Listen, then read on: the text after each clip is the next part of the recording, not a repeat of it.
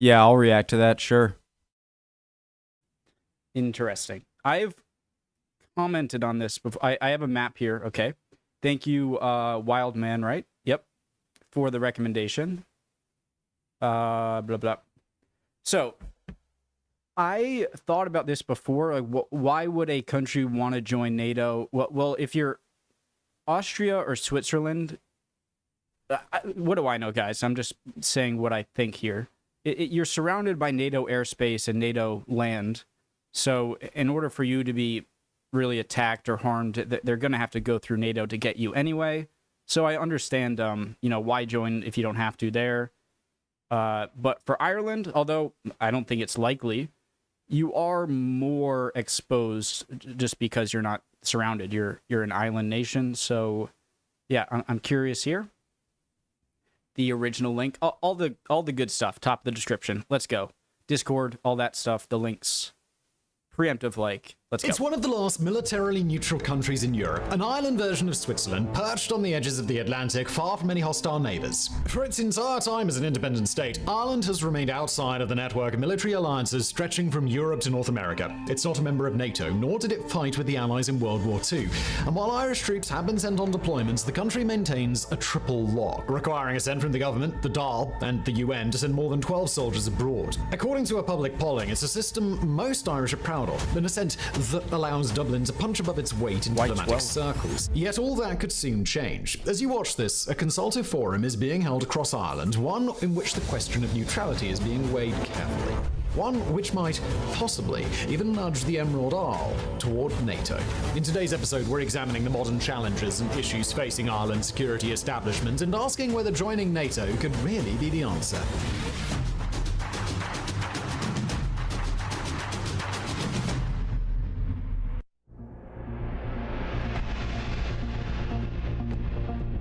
For observers of Irish defence policy, it was a true bombshell, a rhetorical blast that echoed across the island. In mid-May of 2023, Foreign Minister Michael Martin, who also heads the defence brief, stood before the Dáil Parliament and confirmed an upcoming debate on the future of Ireland's military neutrality. To quote, "We will discuss what our current policy of military neutrality means, whether it is fit for purpose in the current global security environment, and whether we need to define more clearly what we do and do not mean by military neutrality." Perhaps most shockingly of all, Martin even hinted that the outcome could raise the possibility of one day joining NATO. The reaction that followed was swift and it was blunt. At a conference in Dublin, Taoiseach Leo Varadkar firmly declared that Ireland would not be joining NATO. President Michael D. Higgins, meanwhile, complained that Dublin was, quote, playing with fire. On the news, interviewees were borderline perplexed. As the chairman of the Peace and Neutrality Alliance, Roger Cole, pointed out to RTE, Ireland is a small country surrounded by countries that have no intention of invading us, and we have no intention of invading them. All of which naturally raises the question, well, why now? Why did Michael Martin choose this moment to call a consultative forum on an issue his own Taoiseach had dismissed? For that, you can thank Vladimir Putin.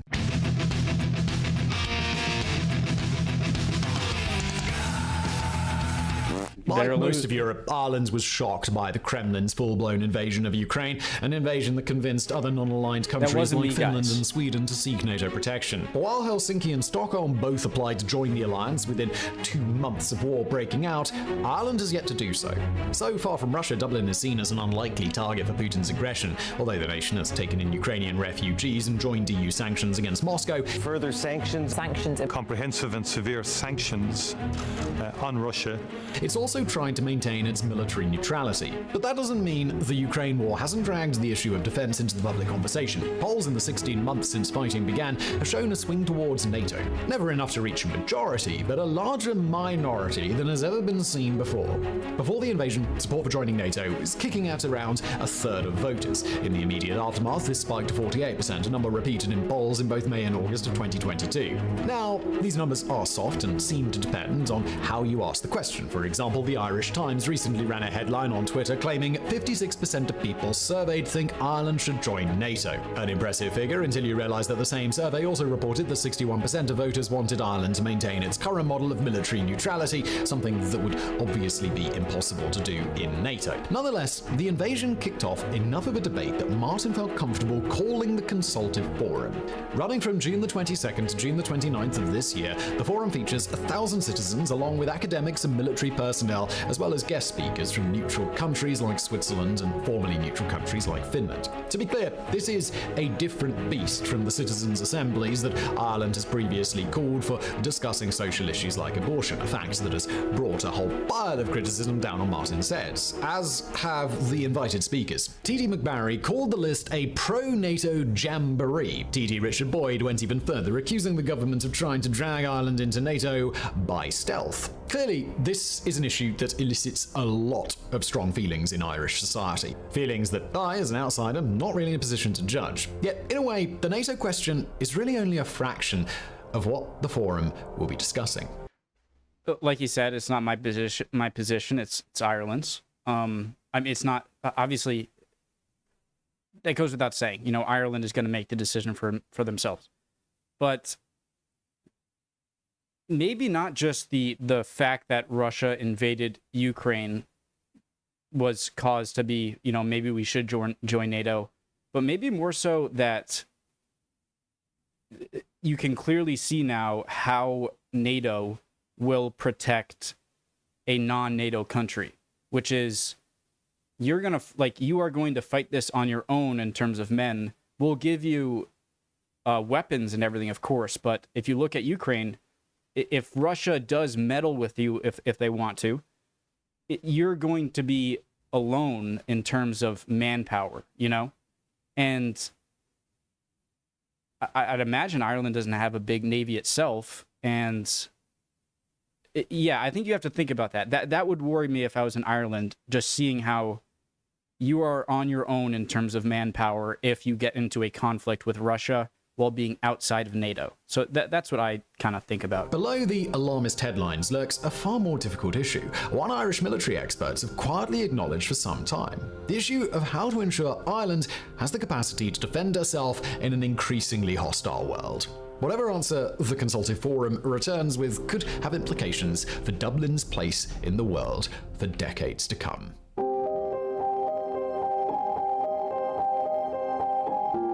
Considering how central it is to Ireland's identity, it might be surprising to learn that there's nothing in the nation's constitution about neutrality. Instead, Dublin has its so-called triple lock, which requires not just approval of the Irish government and the Dáil, but also a UN mandate to deploy over a dozen troops abroad. Obviously, that's a high bar to clear, but it's not an impossible one. Over the decades, Irish Defence Forces have taken part in UN peacekeeping missions in places like Cyprus and Lebanon.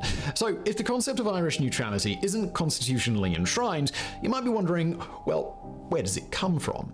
The answer lies in a combination of history and diplomatic necessity. The history part is easy enough. Ireland only threw off Britain's tea-stained shackles to become independent in the early 1920s. Even then, London continued to control vital ports. It was only with the 1938 end of the treaty ports that Dublin could truly start setting its own defence policy. And surprise, surprise, that policy was rooted in its own past as a colonial possession. That meant both an anti-imperialist streak and a desire to never again be under Britain's boot. When World War II broke out just a year It's a good point. I understand being wary, and I didn't think about that before. Desire to never again be under Britain's boot. When World War II broke out just a year later, Taoiseach Eamon de Valera refused London's desperate entreaties to join the Allies. Famously, he even visited the German embassy in 1945 to offer official condolences over Adolf Hitler's death. What seems like a rock-solid commitment to neutrality today was, in reality, far more nuanced. For one thing, de Valera wasn't as even-handed as he wanted the Germans to think. Secretly, he allowed Britain to install radar stations in Ireland and turned a blind eye to the RAF crossing Irish airspace. For another, an officially neutral pose didn't mean no Irish served in World War II. 70,000 volunteers fought on the Allied side.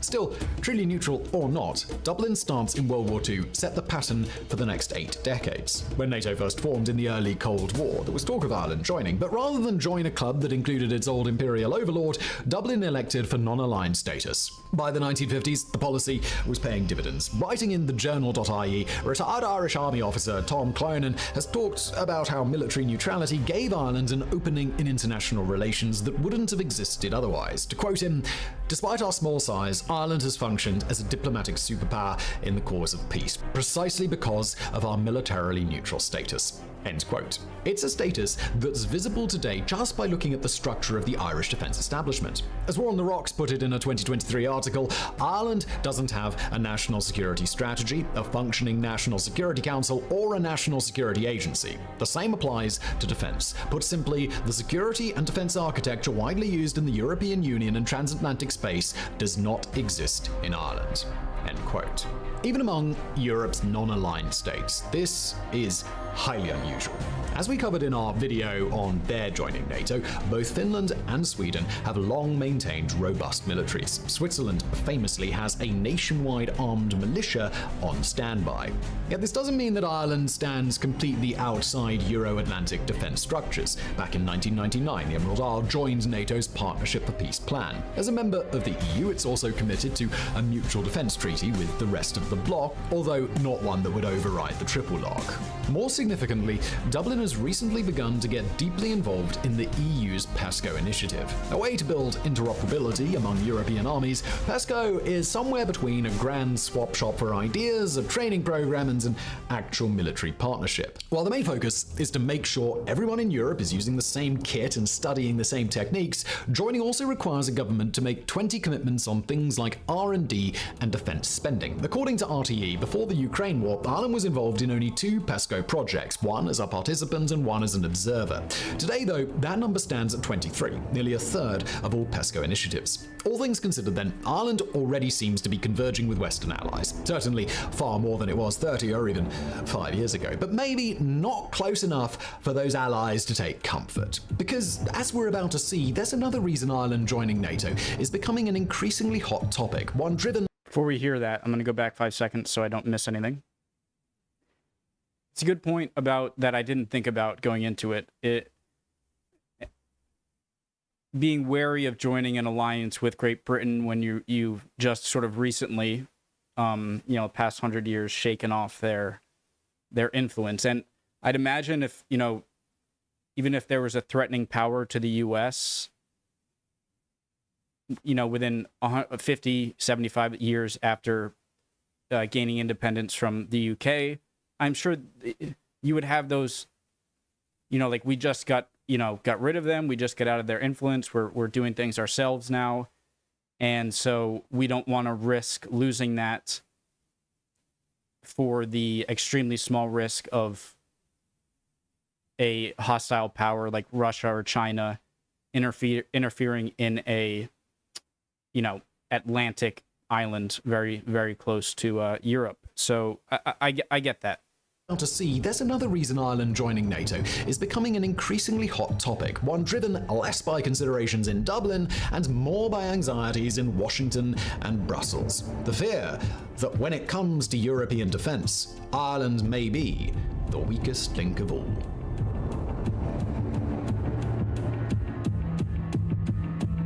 A fundamental issue with being neutral is that you're only truly neutral if everyone also agrees that you are. And Russia has recently been testing the limits of Irish neutrality. There was the 2021 ransomware attack on Ireland's health service, for example, which was linked to a Russian hacker group and caused untold damage. Far more pressing for other nations, though, have been Russian incursions into Ireland's waters. In February 2022, just days before Putin began his assault on Ukraine, the Russian Navy announced live-fire exercises off of Ireland's southwest coast, well within Dublin's exclusive economic zone. While the Irish government successfully protested the exercises, the relief was short-lived. That summer, 3 Russian warships entered Irish waters and were tracked making strange movements. As recently as May 2023, 4 more were observed in the same rough area, also acting weirdly. For experts in Ireland, the EU, and America, these incursions have triggered serious alarm bells. Not because they're designed to be menacing, although they're also that, but because of where they've taken place. Irish waters, you see, just happen to be home to one of the greatest concentrations of data cables in the world. According to RTE, our oceans are crisscrossed by something in the region of 550 data cables covering a total of 1.4 million kilometers. Faster than satellites and with wider bandwidth, these cables are the highways along which 99% of Earth's internet traffic zooms. That means flame wars and kinky fanfiction, but also trillions of dollars in financial transactions. Among the most important concentrations are the cables connecting Europe to North America. Nearly 3/4 pass through Irish waters, one of the main reasons Ireland has been able to reinvent itself as a giant data hub for corporations like Microsoft. In total, 9 out of the world's top 10 tech and communication companies base some of their operations in Ireland. This boosts the Irish economy, while also allowing these mostly US-based brands to near instantaneously transmit information back to America. The problem? All it takes is for one malign actor to cut or destroy these cables, and we'll have chaos on both sides of the Atlantic. Since 2014, Russia has been active near many concentrations of these cables. They're seemingly mapping them on both sides of the ocean. This has coincided with an increasing ability on Moscow's part to carry out deep-sea sabotage missions. In 2014, cables were severed linking Crimea to mainland Ukraine. For Europe and America, this is deeply worrying. The destruction of these cables could cause not only massive disruption to communications, but also economic damage. There could be a swell of public unrest or even panic. Scores of countries would be affected. Unfortunately, there's not much evidence Ireland can defend this vital infrastructure on its own. Despite having a vast maritime area, Dublin commands a mere 6 patrol vessels, none of which are useful for combating deep-sea sabotage. As the 2020 Defence Forces Review bleakly spelled out, the Irish Naval Service has no anti-submarine capability, and its ability to deter or even detect such maritime intelligence gathering is exceptionally limited. And it's here that we come to the root of the problem facing Ireland in all military domains. Unlike most militarily neutral countries from Singapore to Switzerland, Ireland isn't a military powerhouse. It doesn't field top-of-the-range kit. It doesn't have a massive reserve force ready to fight. It doesn't spend huge sums of money to keep its citizens safe. And that means the island nation could be vulnerable in ways most people would never expect. Also, a big example is Kuwait. When I said that, when you look at how NATO has intervened in the war in Ukraine, obviously sending a lot of supplies, but no people, and so your population is going to be fighting. And so, if you're Ireland, you should recognize that. But I also think about Kuwait, and like, why did America and other countries, like, why did the U.S. and put so much effort into pushing Iraq out of Kuwait? Kuwait wasn't in a military allied ship, I don't believe, but it had a ton of oil, and if Saddam had captured it, he'd have some insane percentage of the world's oil, and so the U.S. went full in, and other countries I know, and pushed them out, right? And so I don't know if Ireland to Ukraine is a perfect example, because I think an invasion on Ireland is much more threatening to NATO, although Ireland isn't a NATO country, than Ukraine is threatening, although it is threatening, not as much. So when it comes to the internet cables or its border with the NATO land border, well, so does Ukraine. But with someone like the UK, maybe there would be a military intervention with NATO soldiers if Ireland was compromised, more so than Ukraine because of its strategic importance to NATO countries. I give the Kuwait example. I think if Kuwait didn't have that much oil and Saddam went in, I don't think there'd be that much I'm certain there wouldn't be as much of an effort to go to war over Kuwait. So I do think that Ireland would be dealt with a little differently than Ukraine, but I'm not sure. Does that make sense? In March of 2023, War on the Rocks published a deep dive into the Irish military structural problems, written by 2 Irishmen with inside knowledge of the nation's defence services, Dr. Patrick Barry and Dr. David Murphy. The piece was nothing if not a literal call to arms, a blaring siren warning Dublin of the dangers of continued underinvestment. Because, make no mistake, the figures as they stand today aren't just dire, they're terrifying. According to Barry and Murphy, the Irish Defence Forces ended 2022 with a total of just 7,987 personnel, 3,000 fewer than the recommended total. In the Reserve Defence Forces, the numbers were even worse. From an original size of 4,069, they had shrunk to just 819 members. As the writers grimly noted, on their current trajectory, they could cease to exist in 3 years. Dig deeper, and the picture gets even worse. The Irish military has a huge retention problem, with 3/4 of junior officers who joined after 2013 planning to quit the forces early, part of a wave of talent flowing out to the private sector. 2021, for example, saw 591 personnel leave against just 300 new recruits. Nor are these cherry-picked numbers. The Irish Examiner has reported that, quote, across the forces, there are not enough bomb disposal experts, medics, communications experts, technicians, marine engineers, and engine room artificers who are vital for keeping ships at sea. And speaking of the Navy, their personnel numbers have been in decline since 2015, to the extent that otherwise functional vessels are being left in port simply because they don't have enough crew members. The reasons for all of this aren't that hard to fathom. At just 0.2% of GDP, the equivalent of 1.1 billion euros, Ireland's defence budget is the lowest in the entire EU, and that lack of funding is helping to drive recruits away. War on the Rocks reports that soldiers' pay is falling far behind inflation, while accommodation is generally substandard. The Irish Examiner, meanwhile, has highlighted how low the new pensions introduced in 2013 are, low enough that many junior officers will have to leave at some point or face old age poverty.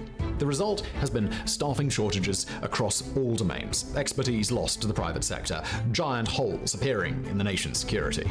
To illustrate, let's briefly focus on airspace. Like with the undersea cables, Ireland's geographic position on the edge of Europe gives it prominent place in aviation. 90% of all transatlantic flights cross through Irish airspace. But a lack of enough aircraft, air defences and what radar... percentage? With the undersea cables, Ireland's geographic position on the edge of Europe gives it prominent place in aviation. 90% of all transatlantic flights cross through Irish airspace. But a lack of enough aircraft, air defences and radar means Dublin cannot patrol its own skies. In an embarrassing twist, Ireland instead relies on the British RAF to protect its airspace. UK pilots have wound up being the ones who escort out Russian fighter jets that enter Irish skies. As the journal.ie noted with exasperation, Ireland is the only country in the EU with no primary radar or meaningful air capabilities by way of aircraft or air defences. And to add to this sad list, we can also throw in cyber. While non-aligned Sweden recognised early on that cyber was becoming an important military domain and now fields perhaps Europe's most formidable set of capabilities in this area,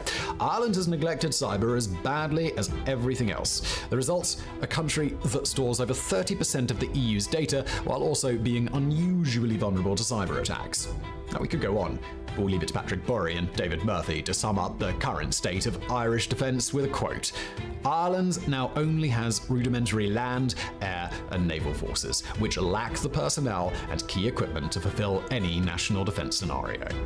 All this, then, is why NATO membership is being floated as a potential plan. With the alliance's collective defence policy enshrined in Article 5, Ireland could step back and let other nations like France or the UK defend its weak points. Let other members of the alliance send out ships and submarines to... Okay, the more I hear, the more I think that NATO would be more personally involved in a defense of Ireland than they would in Ukraine. Just because of the undersea cables, the direct border with the UK. So I think the problem is non-invasion threatening attacks, right? Whether it's cyber warfare or just bullying you, you know, whether it's Russia or China, just knowing like, hey, I'm curious what you guys think. Do you think that the UK, especially the UK, would declare war on China or Russia if Ireland were invaded? I'm really curious. Guard UK defend its weak points. Let other members of the alliance send out ships and submarines to guard transatlantic cables. Yet it's worth pointing out that joining NATO isn't the only way for Dublin to shore up its defences. If Ireland really wants to maintain its neutrality, then there's another way to discourage rogue states like Russia from attacking its infrastructure. A defence spending bonanza that would turn the Emerald Isle into a shiny green porcupine.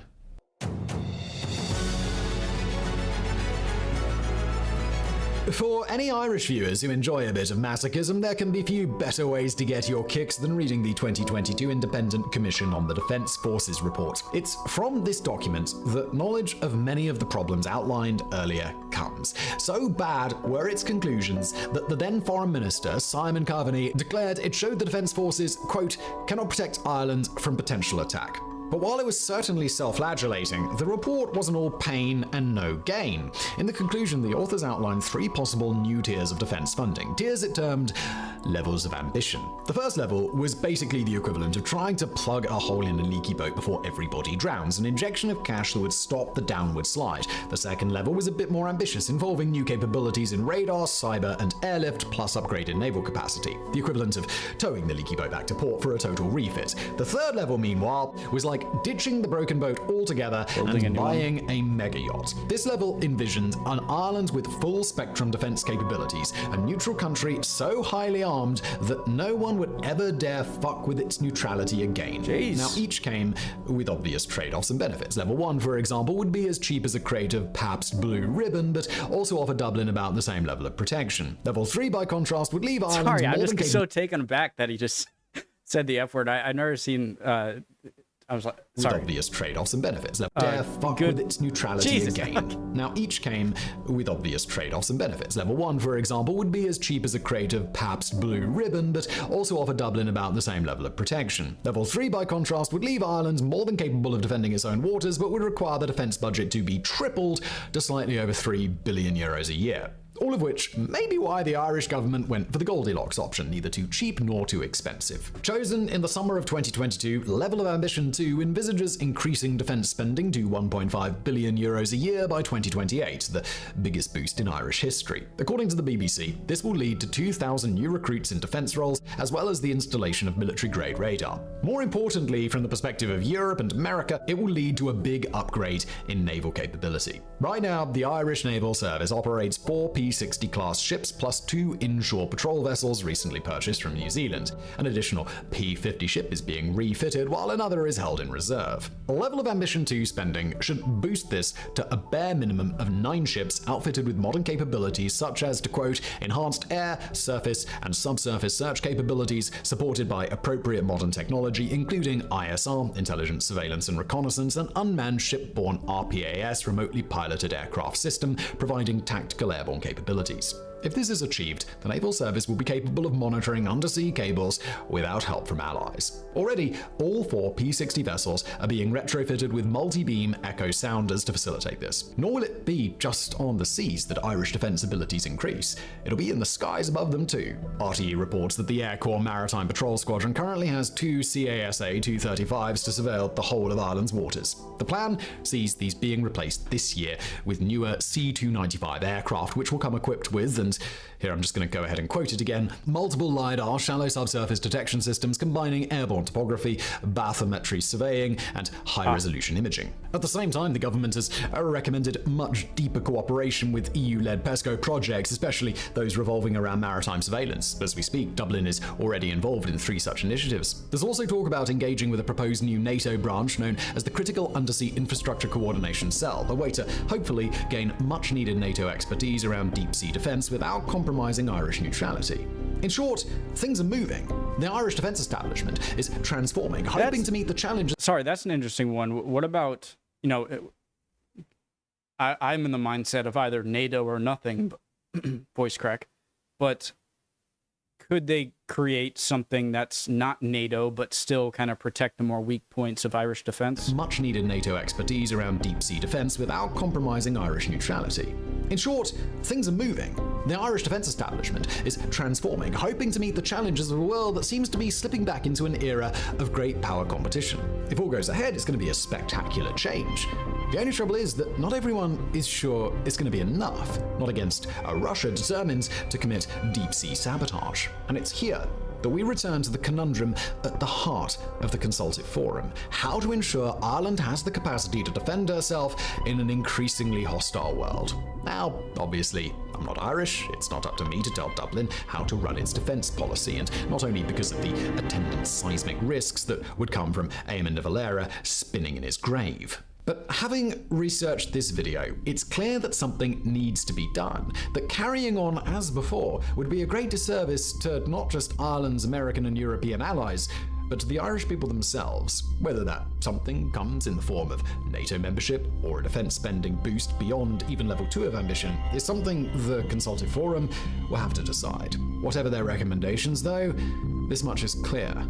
Our world is changing, it's becoming darker, meaner, more violent. And while it's possible to choose neutrality in this tough new world, it has to be an active choice, one in which decisions are carefully made and steps taken to prepare for a potential attack. Because if recent events have shown us anything, it's that no nation can these days afford to be vulnerable. How to patch those vulnerabilities is a choice only Ireland's citizens can make.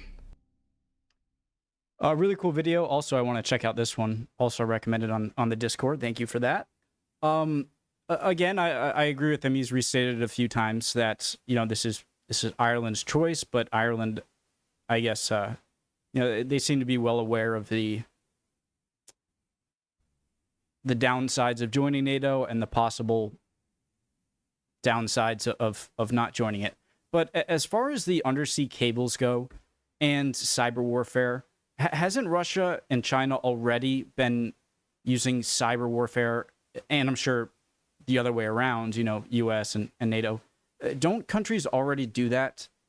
And so would that really be a same with like cutting the cables? Okay, so if Ireland had, you know, you get the Ireland ocean territory, you know, sea territory into NATO, and so the cables that will be easiest to access closest to the shore of Ireland, that'll make it more difficult for Russia, because if they're detected in NATO waters, then there's probably going to be a pretty big response.